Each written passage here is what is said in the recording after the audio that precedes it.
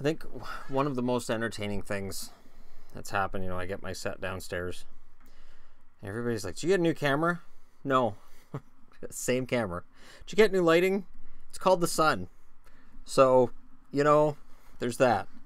Not having to do videos late at night, not having to do videos in a dark room makes a big difference. Today I'm doing videos, well, I started out downstairs, but I've given up. And there's a video going up on Patreon explaining why I've given up for today. It's entertaining. I haven't uploaded it yet, but I'm going to upload it. I'll post it on Patreon. It's entertaining. It's me showing why video downstairs just isn't going to work right now. So let's just go through the news of the day, because it's interesting, right? Babcock cuts the Leafs practice short.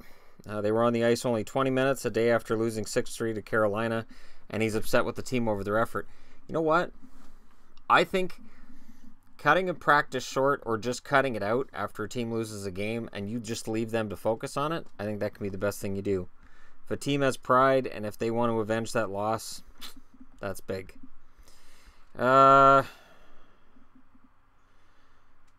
Apparently, Carey Price got the Bronx cheer from Montreal fans. And Jonathan Quick was quick to come out and say he didn't deserve that. Here's the thing. Almost no player that gets the Bronx cheer in Montreal deserves it. And for those who don't know, the Bronx cheer is referring to that mocking cheer you do when a goaltender makes a save.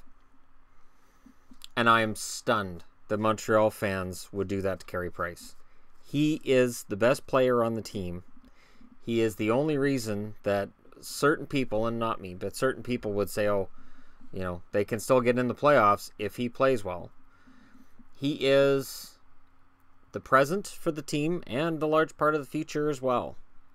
So mocking him, and it's not the first time Montreal fans have mocked Carey Price. That's so insane. People have wanted me to talk about the Shipachyov situation. Really, there hasn't been any change in the Shipachyov situation since the last time I talked about it. He's in limbo. He's going to the minors. Gary Lawless was on Hockey Central today, and he swears up and down, as an insider, that McPhee wants Shipachyov to learn the North American game. He's struggling with it, and he wants him to get ice time in the minors and learn the game. I agree with the panel on Hockey Central where they basically the mood was he's 30 years old. What you see is what you get. This is why when guys come over from the KHL, some of them make it and some of them don't, and you find out immediately. It's not like these guys come over and 3 years later they magically develop. They either do or they don't. There is a chance that Vegas and Shipachyov could agree to mutually dissolve the contract. But as long as he has a contract with the NHL, the KHL will not negotiate with him. And they've come out publicly and said it. They won't touch Shipachyov as long as he's under an NHL contract. I mean, I feel bad for him, and at the same time, if there isn't a lot of interest, and it doesn't sound like there is, you're responsible for your level of play. And if you're going to be upset about being sent to the minors, and we all agreed that it was wrong to send him to the minors, then play well when you get in the lineup. And I understand that, some people say he didn't get a fair shake. That's fine, but take the assignment, learn from it, and move on. Jake Virtanen says hi. I mean, Virtanen's a good example of a guy that got sent down last year and could have given up. His numbers in the AHL last year weren't great either. So he absolutely could have given up and just said, well, to heck with it, I'm never making the NHL. He's played well for the Canucks this year. I think there's been some overestimation of his play. I think he's been competent, and I think it's because he's been so bad as a Canuck from last year and the year before. I think that the fact he's playing relatively well defensively has people, all up in arms like, holy crap, he's actually doing it. I'm a little more muted, but I'm impressed with him. Fowler's out for 4 to 8 weeks with a knee injury for the Ducks. The Ducks can't buy a break. Lindholm comes back. Everything's great. Now Fowler's out.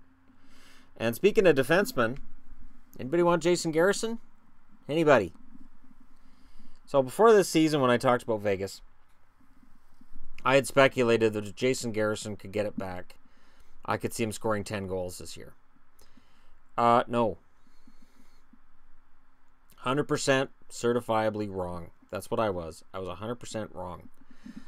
For Garrison, this is likely it. I don't know if he gets picked up on waivers. I don't know anybody that's going to want that cap hit. Tampa's not taking him back. Vancouver's not taking him back. Florida won't take him back. I don't know where he goes. He may get picked up. And I look over at Anaheim, and with the fact that they keep losing defensemen, but I really think that adding Jason Garrison, just with the fact that even in Vegas where everything's going great, he just couldn't make it. That's that. So with Vegas now, they waive Garrison. Okay, they can send him down. They can bring up Shea Theodore. So Vegas could get stronger on the blue line. Vegas could get faster, stronger, and better. And they're 7-1. So let that percolate around in the brain and think about it. For Garrison, I feel bad because I like Garrison, but we'll see. We'll see if he's able to return. Radko Gudas hit Chris Weidman. There won't be any discipline for it, which is fine. Gudas is a rough player. He's always right on the edge. Apparently, Jágr is close to returning for Calgary. Yeah, and Garrison they've got listed here, $4.6 million cap hit. Nobody's touching that. Yeah, nobody's touching that. And they sent Griffin Reinhart to the AHL on a conditioning stint. Reinhart's not going to play. I don't even understand why they haven't just waived Reinhart. I really don't. They must see something in Reinhart that I don't see. Eric Hall has been activated from IR. So, yeah, we'll see what happens.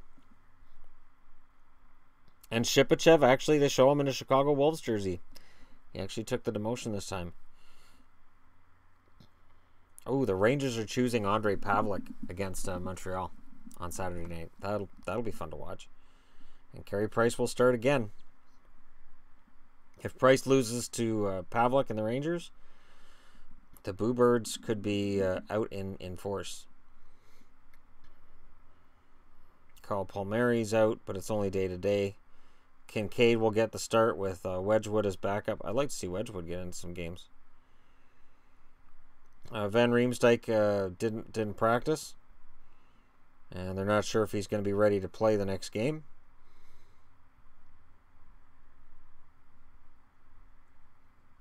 Yeah, coach has picked up all the pucks at Leafs practice.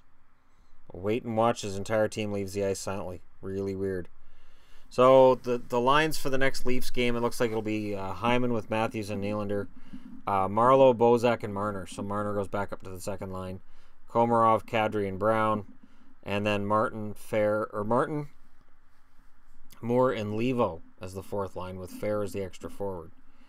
And then on the blue line, Riley and Hainsey, Gardner and Zaitsev, Borgman and Polak. I like Borgman a lot, and Carrick is the extra guy. Oh, Nikita Sherbak got hurt for Montreal in the first period against LA. Played a couple shifts in the second, but was eventually forced to leave the game.